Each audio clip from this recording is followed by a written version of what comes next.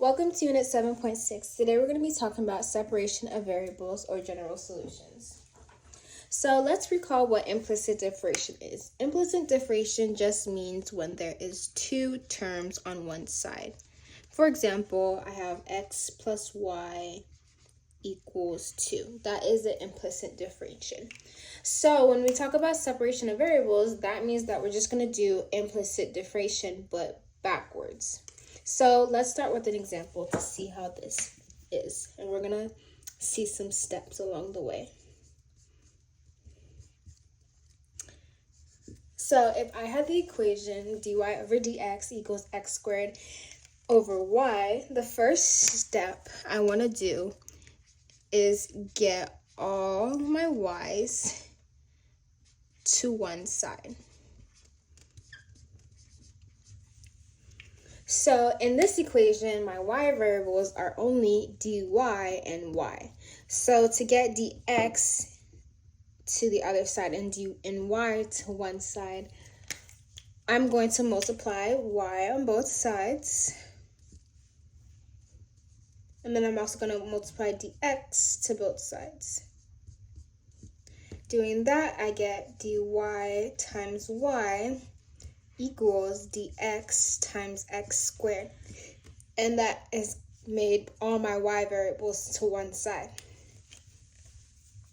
And then the next step is I'm going to find the integral. So using my antiderivatives, I would just find my integral. So that cancels out because that's nothing. I have y squared over 2 equals, this cancels out 2, x cubed over 3 plus c, our constant.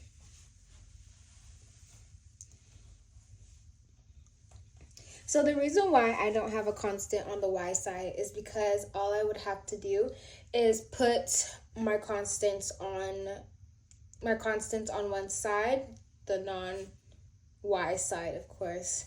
And a constant minus a constant is still going to be another constant. So to skip all that, the constant on the y side is just going to go out anyway. So there's no need to write it down.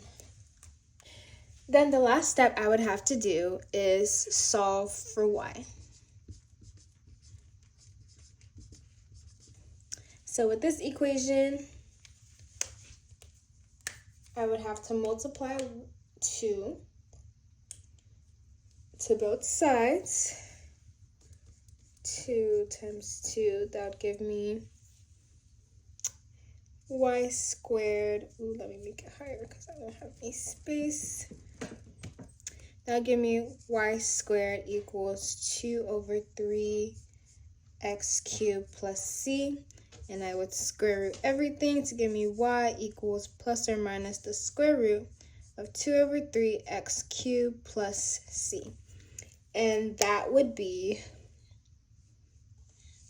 the solution to my problem. And that is all for 7.6. Thanks for watching.